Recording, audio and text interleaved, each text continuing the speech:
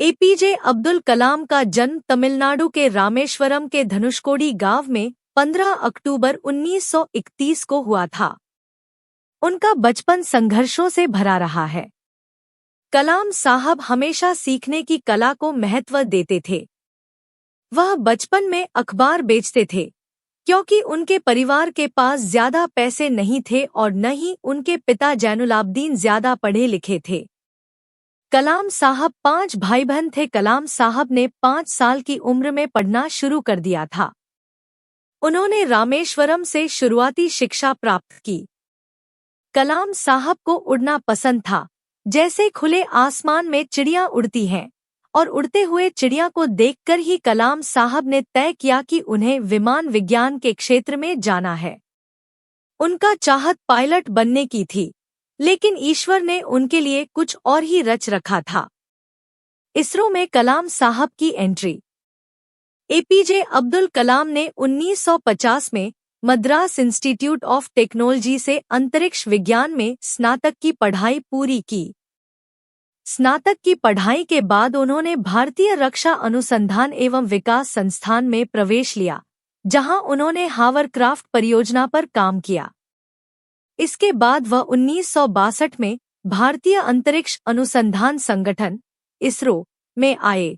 इसरो में कलाम साहब ने सफलतापूर्वक कई उपग्रह प्रक्षेपण परियोजनाओं में अपनी भूमिका निभाई। एपीजे अब्दुल कलाम को क्यों कहा गया मिसाइल मैन? इसरो में एपीजे अब्दुल कलाम ने परियोजना निदेशक के तौर पर भारत के पहले स्वदेशी उपग्रह प्रक्षेपण यान SLV-3 के निर्माण में महत्वपूर्ण भूमिका निभाई थी।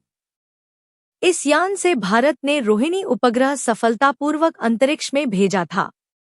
इस मिसाइल को बनाने में उन्होंने कड़ी मेहनत की थी, जिस वजह से उन्हें मिसाइल मैन कहा गया। इसके बाद कलाम साहब ने देश को कई सारे मिसाइल दिए। पोखरण से भारत ने दुनिया को दिया था संदेश। एपीजे अब्दुल कलाम जुलाई 1992 में वे भारतीय रक्षा मंत्रालय में वैज्ञानिक सलाहकार बने। कलाम साहब के नेतृत्व में भारत ने 1998 में पोखरण में अपना दूसरा सफल परमाणु परीक्षण किया और इससे पूरी दुनिया को महाशक्ति बनने का एहसास दिलाया। इस मिशन में कलाम साहब ने अभूतपूर्व योगदान दिया था। कलाम साहब का राजनीतिक सफर। एपीजे अब्दुल कलाम 18 जुलाई 2002 को देश के 11वें राष्ट्रपति बने।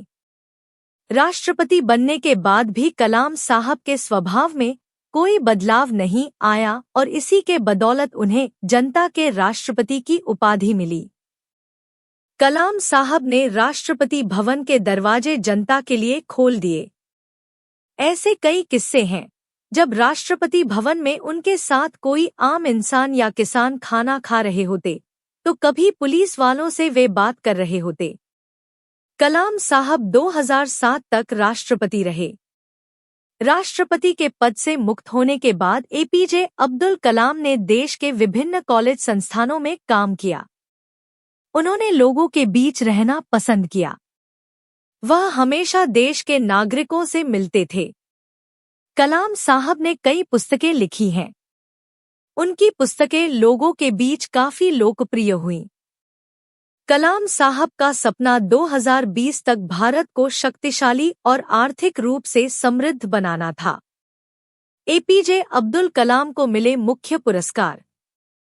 कलाम साहब के 79वें जन्मदिन को संयुक्त राष्ट्र ने विश्व विद्यार्थी दिवस के रूप में मनाने की घोषणा की थी। इसके साथ ही उन्हें भारत सहित दुनिया भर के देशों ने कई पुरस्कारों से नवाजा है। भारत सरकार ने उन्हें 1997 में भारत रत्न, 1981 में पद्म भूषण और 1990 में पद्म विभूषण से सम्मानित किया था।